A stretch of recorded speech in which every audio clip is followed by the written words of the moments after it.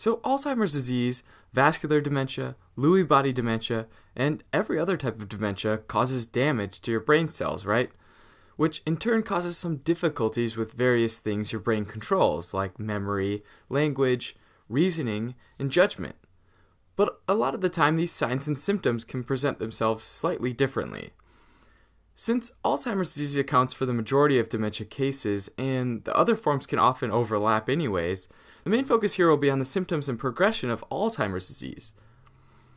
Dementia and Alzheimer's disease typically develop over the course of years, but the speed at which it develops can vary pretty dramatically, from 4 years in some patients, 8 in others, and even as high as 20 years in some cases.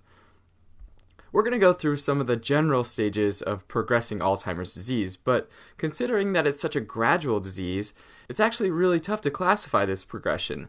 And it's important to remember that there are no clear-cut or well-defined stages, and many of these stages that we'll go through can even overlap.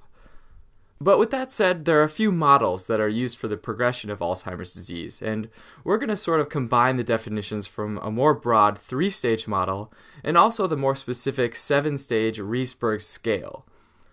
So from the 3-stage model, we have the very early to mild stages of Alzheimer's lasting about 2 to 7 years.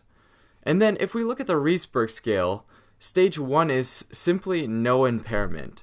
So your memory and cognitive abilities appear normal, especially to everyone else.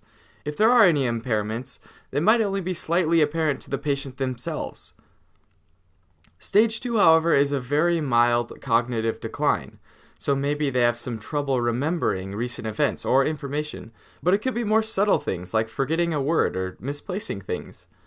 And again, at this stage, these lapses and changes in thinking aren't usually detected by friends, family, or even medical personnel, especially considering half of all people over 65 begin noticing problems with concentration and word recall just as a normal consequence of aging. Stage 3 is signs of early confusion and mild cognitive impairment. At this point, subtle difficulties can start to impact their daily life. The patient might consciously or even subconsciously try to hide these issues. They might have trouble retrieving words, remembering what was just said or read, and planning and organizing, which can all start to affect life at home or at work. It can still be difficult, though, to diagnose Alzheimer's at this very early stage. Now, stage 4 is considered mild Alzheimer's disease. This stage lasts about 2 years, and during these 2 years, things like financials and math start to become very challenging. And the ability to remember recent events and what was just learned becomes increasingly difficult. The patient might have trouble carrying out tasks, especially if there are specific sequences, like cooking or driving. But the patients are still usually able to recognize their family and friends, although a diagnosis at this stage is usually accurate. Stage 5 is considered early dementia to moderate Alzheimer's disease. In this stage, cognitive decline starts to become more drastic, and the patient requires assistance. They'll probably have trouble remembering things like address or phone number, and can be disoriented very easily regarding the time or place. Decision and judgment skills can also be affected, like choosing the appropriate clothes for the day or season, and so the patient may need increased supervision. This stage can last an average of about 1.5 years. Stage 6 is considered moderately severe Alzheimer's disease. And in this stage, there's a significant lack of awareness of present events and this inability to remember the past and carry on a conversation. And they'll likely need help with basic daily tasks like getting dressed, eating, and going to the bathroom. The patient will likely be unable to recall names of family members, but will likely know that they're familiar. This stage lasts about 2.5 years. In the final stage, or stage 7, speech becomes severely limited, and we see a serious decline in basic abilities. Even movement abilities begin to be affected as the disease has started to spread to those areas of the brain.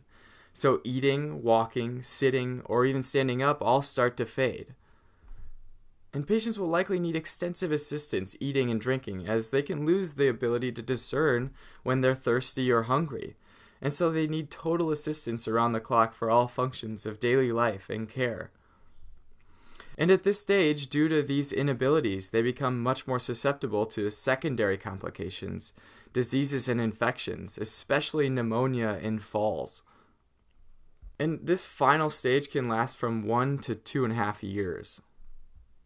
But again, it's very important to stress the flexibility in this timeline in these stages.